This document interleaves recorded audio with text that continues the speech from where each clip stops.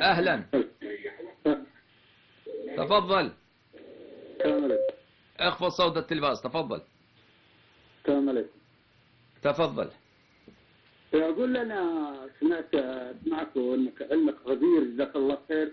إن كان تحب الأجر أن الناس يتبعون دين الحق، يتبعون دين الحق، الدين اللي أنت الآن تتكلم فيه، ما عليك إلا تناظر قوم صفا، قناة صفا، وتهزمهم، والناس بالملايين الملايين يخشون دين الحق، يعني على أساس أنك تأخذ الأجر العميم وتخش جنة الخلد لعملك العظيم هذا.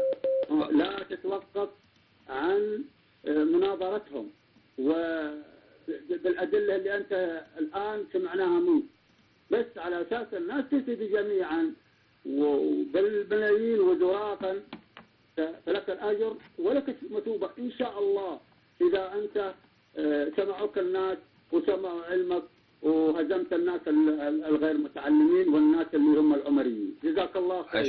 أشكركم. بارك الله فيك شيخي، الله يحفظك ويرعاك.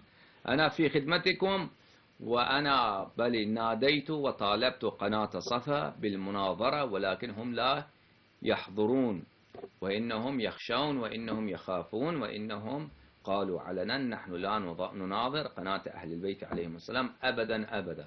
وأنا كنت أعرف ذلك، ولا أبدا أقول لكم إن شاء الله لا تجدون عمريا من علمائهم يناظرني أبدا على الجهة الرسمية، مناظرة رسمية لا تجد ذلك، لأن الذي يريد أن يناظرني لم يولد من بطن أمه، هذا أعلم جيدا. لماذا؟ ليس لأنني شخص ممتاز، ليس هذا، لأن هذا الدين هذا الكتاب الكافي المبارك، هذا الكتاب أصول الكافي، هذا عين نور الله تبارك وتعالى، هذا الهداية من الله تبارك وتعالى، هذا لسان أهل البيت عليهم السلام، هذا برهان أهل البيت عليهم السلام، هذا لا يطفى، هذا لا يغلب، هذا لا يخاصم، هذا هو نور الله تبارك وتعالى. لأجل ذلك هم أبدا لا يناظرونني إن شاء الله تبارك وتعالى، تعرفون ذلك.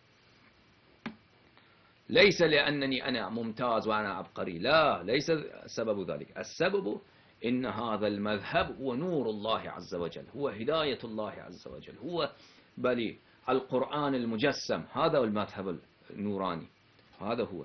لأجل ذلك هم لا يناظروننا أبدا. بل سلام عليكم. تفضلوا. المغرب.